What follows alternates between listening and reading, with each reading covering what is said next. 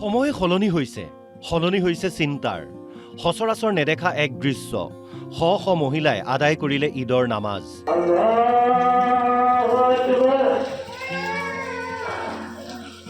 পুৱাই ঈদগাহ ময়দানত মহিলাৰ ভিৰ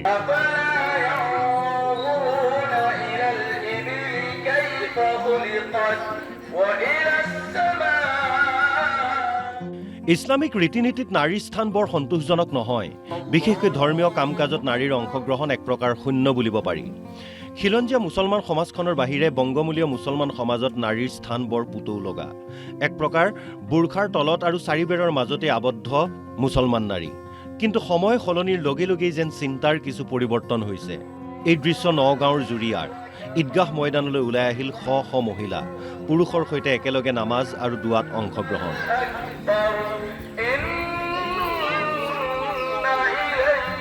অৱশ্যে মাজত পৰ্দাৰ আঁৰবেৰ আছিল তথাপিতো এই ব্যতিক্ৰমী দৃশ্যই চৰ্চা লাভ কৰিছে মুছলমান সমাজত মহিলাসকলক যেহেতু হাদিসত আছে মই বাৰবাৰ কৈছো উম্মা আতিয়া ৰাদিয়াল্লাহু তাআলা আনহাৰ পৰা বৰ্ণিত বুখাৰী শৰীফৰ হাদিস আল্লাহ ৰাসূল সাল্লাল্লাহু আলাইহি সাল্লাম আধা হাদিস আহিবলৈ মানে অনুমতি দিয়া নাই শব্দটো বুজিব লাগিব আমাৰানা ৰাসূলুল্লাহ সাল্লাল্লাহু আলাইহি সাল্লাম আমাৰানা অৰ্থাৎ আদেশ দিছে ইভেন কি পিৰিয়ড থকা মহিলাসকলকো ঈদগাহত আহিবলৈ আদেশ দিয়া হৈছে ইফালে এই দৃশ্য বাক্সাৰ কাউৰপাৰাৰ শতাধিক মহিলা একত্ৰিত হৈ একেলগে কৰিলে নামাজ মহিলাসকলৰ সৈতে উপস্থিত থাকিল বিটিচিৰ কাৰ্যবাহী সদস্য বেগম আখতাৰা আহমেদ নামাজ আদায় কৰি সকলোকে ঈদৰ শুভেচ্ছা জনালে বেগম আখতাৰা আহমেদে আমাৰ এই পশ্চিম কাউৰপাৰা আমাৰ যিটো জামে মছজিদ ইয়াতে ওচৰতে আমাৰ মহিলাসকলৰ কাৰণে গোটেই বছৰত ইয়াতে প্ৰত্যেক বছৰত নামাজ সমূহীয়াভাৱে আদায় কৰে কিন্তু মহিলাসকলৰ কাৰণে আছুতীয়াকৈ জাগা আছে আৰু সেয়েহে ময়ো আহি পেলাই গোটেই মহিলাসকলৰ লগত আমাৰ ইমাম চাহাব আছে তেওঁৰ নেতৃত্বত আমি ইয়াতে সমূহীয়াভাৱে নামাজ আদায় কৰিলোঁ আমি পৰ্দাৰ অন্তৰালত থাকি পেলাই মহিলাসকলে একত্ৰিত হৈ পেলাই আমি নামাজ আদায় কৰিলোঁ আজিৰ এই নামাজে আমাৰ মাজত ভাতৃত্ববোধ গঢ়াই আনিব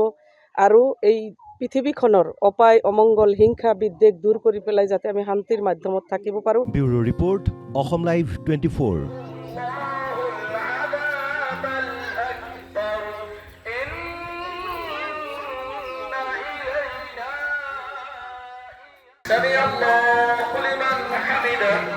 সময় সলনি হৈছে চিন্তাৰ সচৰাচৰ নেদেখা এক দৃশ্য শ শ মহিলাই আদায় কৰিলে ঈদৰ নামাজ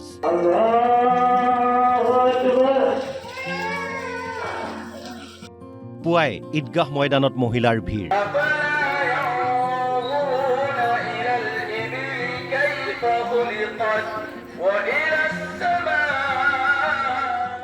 ইছলামিক ৰীতি-নীতিত নাৰীৰ স্থান বৰ সন্তোষজনক নহয় বিশেষকৈ ধৰ্মীয় কাম-কাজত নাৰীৰ অংশগ্ৰহণ এক প্ৰকাৰ শূন্য বুলিব পাৰি খিলঞ্জীয়া মুছলমান সমাজখনৰ বাহিৰে বংগমূলীয় মুছলমান সমাজত নাৰীৰ স্থান বৰ পুতৌ লগা এক প্ৰকাৰ বুৰখাৰ তলত আৰু চাৰিবেৰৰ মাজতে আবদ্ধ মুছলমান নাৰী কিন্তু সময় সলনিৰ লগে লগেই যেন চিন্তাৰ কিছু পৰিৱৰ্তন হৈছে এই দৃশ্য নগাঁৱৰ জুৰিয়াৰ ঈদগাহ ময়দানলৈ ওলাই আহিল শ শ মহিলা পুৰুষৰ সৈতে একেলগে নামাজ আৰু দুৱাত অংশগ্ৰহণ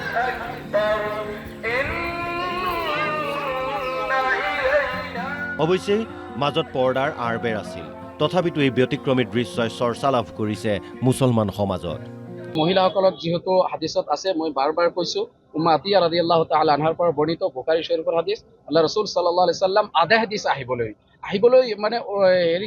অনুমতি দিয়া নাই শব্দটো বুজিব লাগিব আমাৰানা ৰাসূলুল্লাহ সাল্লাল্লাহু আলাইহি সাল্লাম আমাৰানা অৰ্থাৎ আদেশ দিছে ইভেন কি পিৰিয়ড থকা মহিলাসকলকো ঈদগাহত আহিবলৈ আদেশ দিয়া হৈছে ইফালে এই দৃশ্য বাক্সাৰ কাউৰপাৰাৰ শতাধিক মহিলা একত্ৰিত হৈ একেলগে কৰিলে নামাজ মহিলাসকলৰ সৈতে উপস্থিত থাকিল বিটিচিৰ কাৰ্যবাহী সদস্য বেগম আখতাৰা আহমেদ নামাজ আদায় কৰি সকলোকে ঈদৰ শুভেচ্ছা জনালে বেগম আখতাৰা আহমেদে আমাৰ এই পশ্চিম কাউৰপাৰা আমাৰ যিটো জামে মছজিদ ইয়াতে ওচৰতে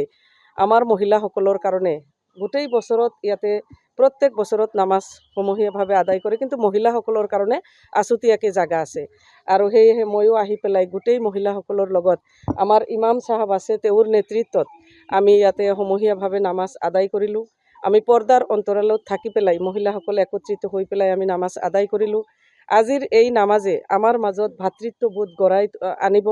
আৰু এই পৃথিৱীখনৰ অপায় অমংগল হিংসা বিদ্বেষ দূৰ কৰি পেলাই যাতে আমি শান্তিৰ মাধ্যমত থাকিব পাৰোঁ। Bureau report, Assam live 24।